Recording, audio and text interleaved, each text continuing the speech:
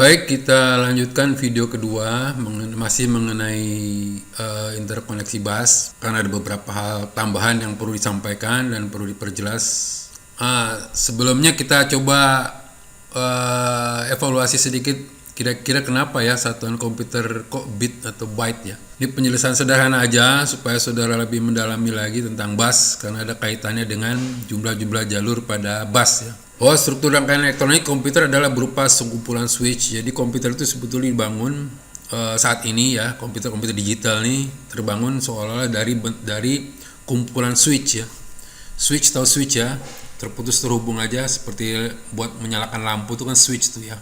Itu namanya switch. Cuman ini switch yang ada komputer besarnya ya kecil sekali, mungkin sebesar rambut di belah 7 kali ya.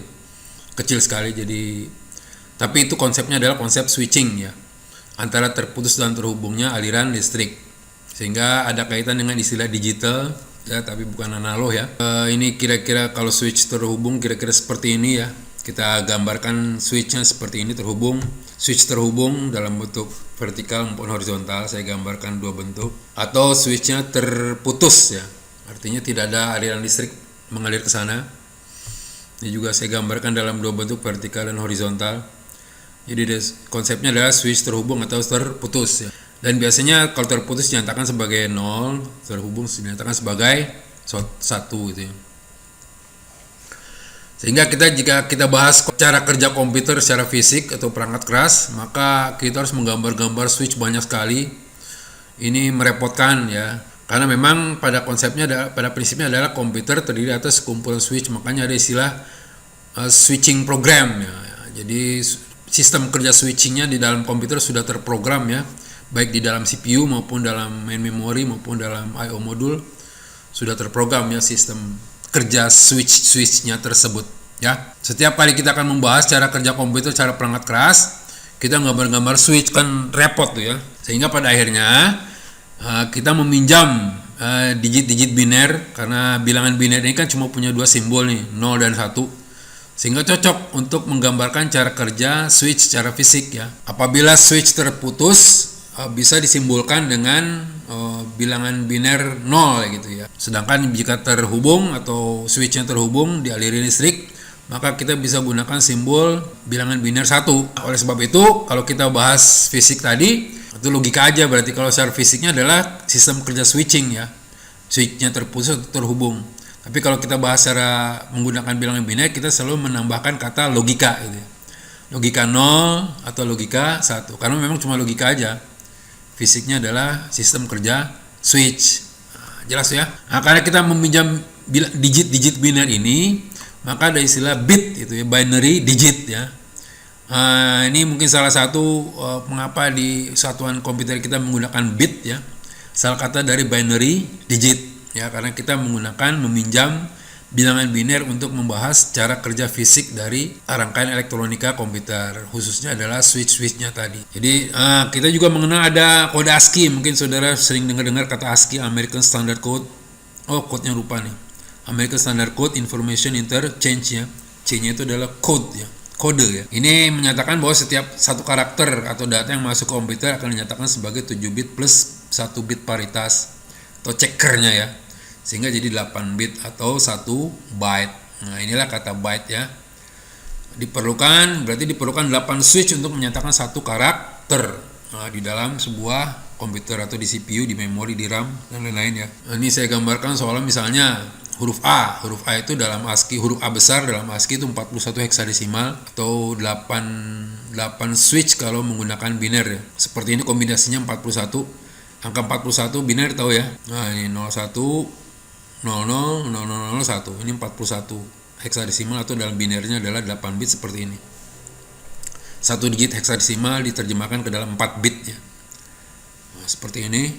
Sehingga untuk menyatakan huruf A besar selama dalam RAM atau di register di CPU tidak perlu menggambarkan switch tadi, tapi cukup kita dengan untayan bilangan biner 01 00 0001. Secara logika seperti itu. Atau mungkin 61 huruf A kecil, 61 heksadesimal ya. 0110 0001 ya. Contoh aja. Nah, gimana dengan kemarin kita sudah di video 1 ada bahas tentang bus paralel dan bus serial ya. Kira-kira seperti apa? Kita ilustrasi juga aja gini. Jadi kalau ini CPU ada main memory, dalam main memory ada kumpulan bit-bit jadi dalamnya.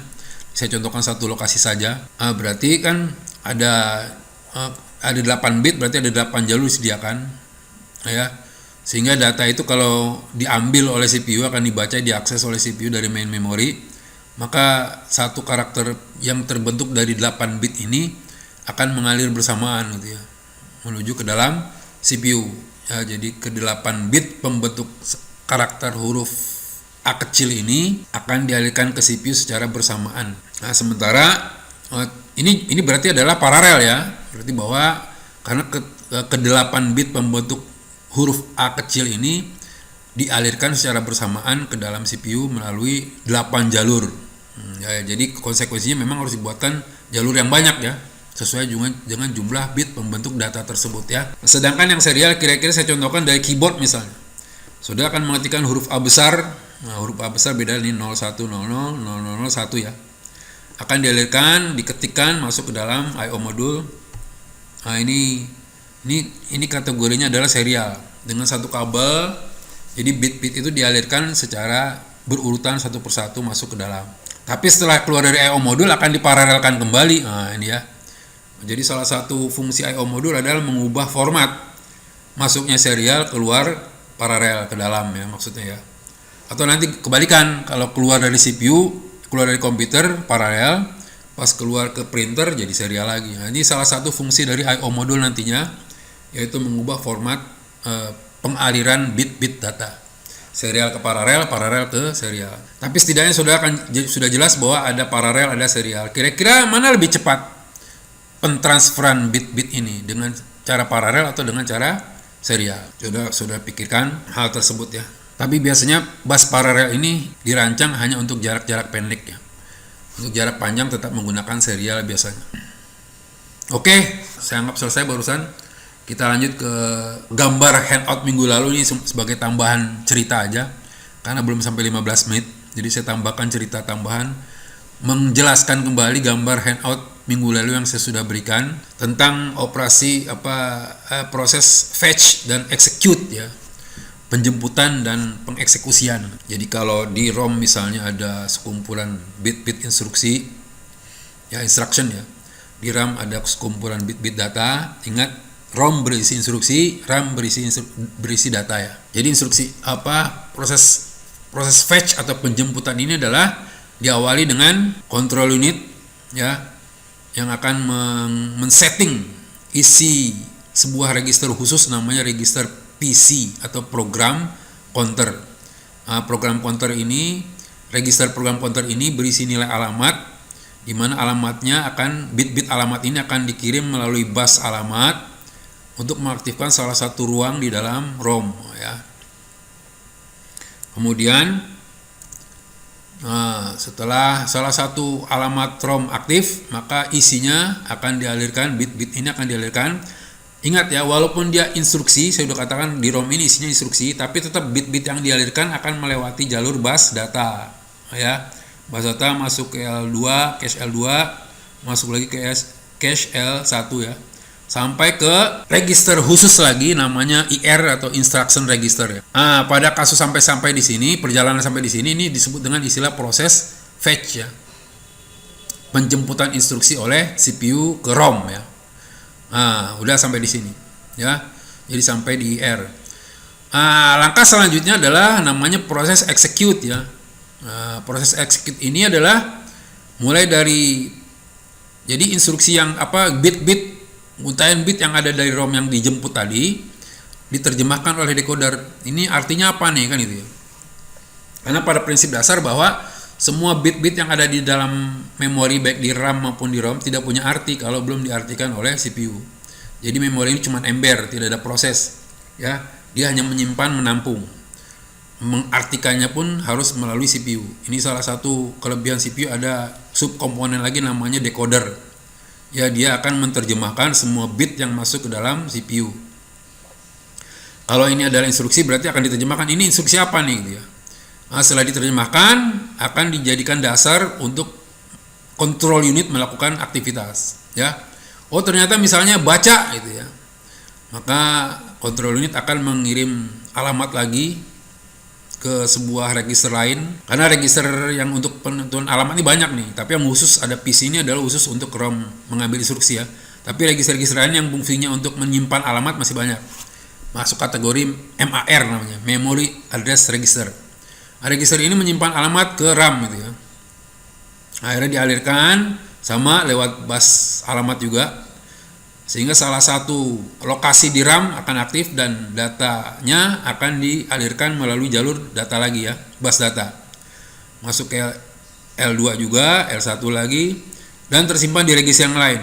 Nah, kalau data masuknya ke register lain, kalau instruksi masuknya ke register khusus namanya instruction register ya.